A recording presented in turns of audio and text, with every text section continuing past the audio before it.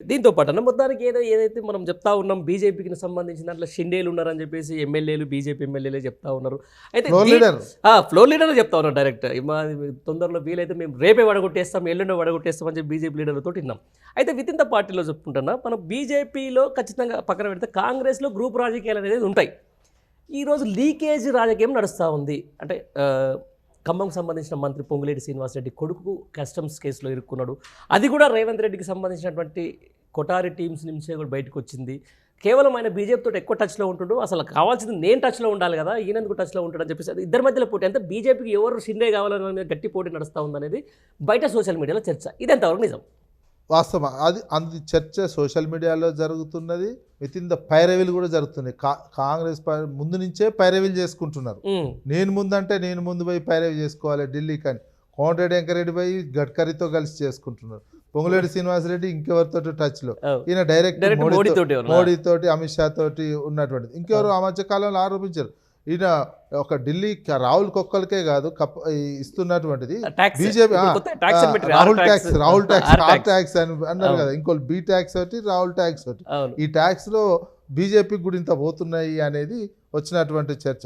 ఎందుకంటే బ్యాలెన్స్ చేసుకోవడం కోసము బీజేపీతో కూడా సమదూరం పాటిస్తూ ఇదంతా మరి రాహుల్ గాంధీ నిర్ణయించుకోవాలి. దేశవ్యాప్తంగా సిద్ధాంతపరమైనటువంటి ఫైట్ చేస్తున్నాను రాహుల్ గాంధీ ప్రజాస్వామ్య సూత్రాలు చెప్తున్నారు. మీ పార్టీకి సంబంధించిన వ్యక్తికి, ఎలాంటి వ్యక్తి ఇక్కడ చీఫ్ మినిస్టర్ ఉన్నటువంటి వ్యక్తి మోడీతోటి డైరెక్ట్ ఒక మీటింగ్లో బడేబాయ్ అన్నటువంటి ఇవన్నీ రాహుల్ గాంధీ గమనించుకోవాలి. ఇక్కడ పొంగులేటి శ్రీనివాసరెడ్డి ఎందుకంటే ముఖ్యమంత్రి అన్నప్పుడు ఇంటెలిజెన్స్ రిపోర్ట్స్ చాలా ఉంటాయి. ఆ రిపోర్ట్స్లో వచ్చినటువంటి భాగం అనుకున్నాడో మరి ఇంకేమనుకున్నా, నాకంటే ముందు ఇంకోళ్ళు ఉంటున్నారు ఏంది అనే దాంతో వీళ్ళని అతన్ని ఎన్నో ఒక్కడ చెక్ పెట్టాలి. కస్టమ్స్ సంబంధించినటువంటిది కొడుకు మీద ఉన్నది, కొడుకు మీద పెట్టినటువంటి నేపథ్యం. ప్లస్ ఖమ్మం సీటు కూడా, ఖమ్మం సీటు కొడుకు మీద ఆ కేసు లీకేజ్ మొత్తం 2 రోజులు పొంగులేటి శ్రీనివాసరెడ్డి కొడుకు మొత్తం చెన్నైలో పట్టుబడ్డాడని ఇదని అదని మొత్తం మీడియాలో చర్చ అయ్యేటట్టు చేయడం జరిగింది. ఖమ్మం సీటు కూడా ఎందుకు డిసైడ్ చేసుకోలేకపోతున్నారు? ఇంకా కరీంనగర్ అంటాడు. ఖమ్మంకి సంబంధించినటువంటి పోటీ ఆడ ప్రధానమైనటువంటి పొంగులేటి శ్రీనివాసరెడ్డి, ఎందుకంటే ముఖ్యమంత్రి పోటీ ఉన్నటువంటిది నెంబర్ 2. ఇంకోటి బట్టి Vikramarka, already deputy chief minister గానే ఉన్నటువంటిది. ప్లస్ సీనియర్ కాంగ్రెస్ పార్టీకి సామాజిక నేపథ్యం ఉన్నటువంటి ఇవన్నీ ఉన్నాయి. ఇటువంటి సందర్భంలో అక్కడ ముఖ్యమంత్రి వర్గానికి సంబంధించినటువంటి వ్యక్తి ఆడ ఉండాలి.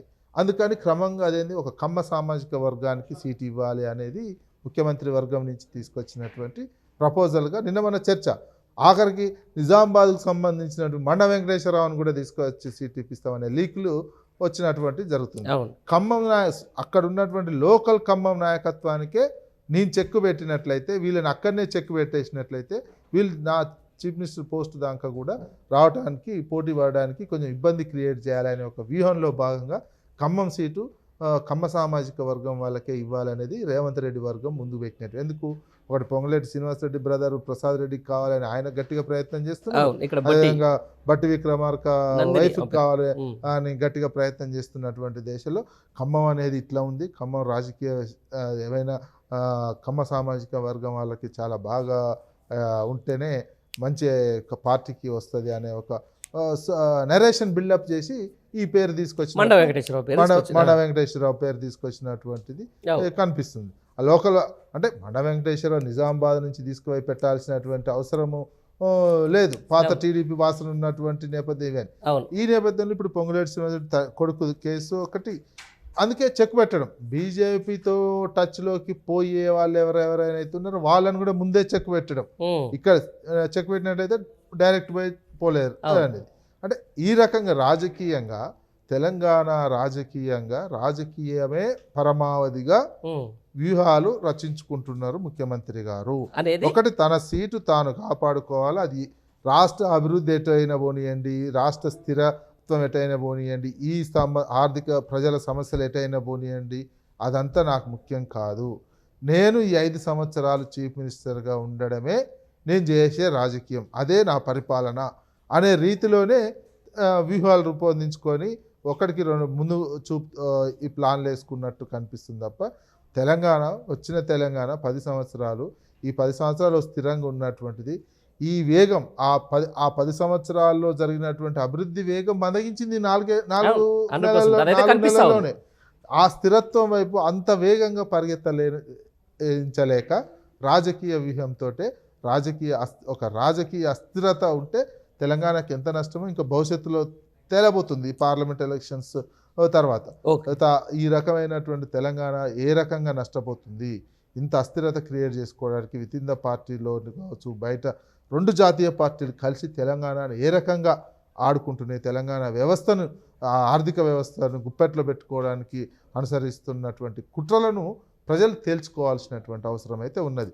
తెలంగాణ సుస్థిరంగా ఉంటే తెలంగాణ ఇంటి పార్టీ ఒకటి తెలంగాణ భావాన్ని, తెలంగాణ ఆత్మను, తెలంగాణ అస్తిత్వాన్ని భారతదేశంలో పార్లమెంట్లో ఎలుగెత్తేటువంటి వాళ్ళు ఉంటేనే తెలంగాణకు భవిష్యత్తు ఉంటుంది అనేది మాత్రం ప్రజలు గమనించుకోవాల్సినటువంటి అవసరం ఉంది. రైట్. దీంతో పాటు ఇప్పుడు పార్టీ ఫిరాయింపులు, పార్టీ మార్పులు ఇవన్నీ మనం చూస్తూ ఉన్నాం. దాదాపుగా ఈరోజు రేవంత్ టీంకు ఎవరైతే టచ్లోకి వెళ్ళినటువంటి ఎమ్మెల్యేలు వీళ్ళందరూ కూడా టీడీపీ బ్యాక్గ్రౌండే మోస్ట్ ఆఫ్ ది ఎక్కువ. చాలామందిని మనం ఇప్పుడు వాళ్ళందరినీ కూడా ఖచ్చితంగా ఒక ప్లాన్డ్ ప్రకారమే ఈరోజు కాంగ్రెస్లో చేరుకుంటున్నారు. భవిష్యత్తులో రేవంత్ రెడ్డి అనేటాడు ఖచ్చితంగా ఇక్కడ తెలంగాణ రాష్ట్రంలో కాంగ్రెస్ని భూస్థాపితం చేసి బీజేపీకి పట్టం కడతాడు అనేది మన వార్త ఒకటి బాగా వైరల్ అవుతా ఉంది. దీని మీద మీరేమంటారు? అంతే, ఫస్ట్ టార్గెట్ 5 సంవత్సరాలు చీఫ్ మినిస్టర్గా ఉండాలి. ఆ తర్వాత నెక్స్ట్ అది బీజేపీ నుంచా, బీజేపీ నుంచి బీజేపీ లేకపోతే బీజేపీలోనే ఉండడం, లేదా ఒక స్వతంత్రంగా సొంత పార్టీ పెట్టుకోవడమా, ఇక రకరకాల ఆ రకమైనటువంటి వ్యూహాలే. అందుకని ఈయనకు 30 కాంగ్రెస్ పార్టీలో బలంగా 30 మంది నాకు సపోర్టర్స్ ఉన్నారు.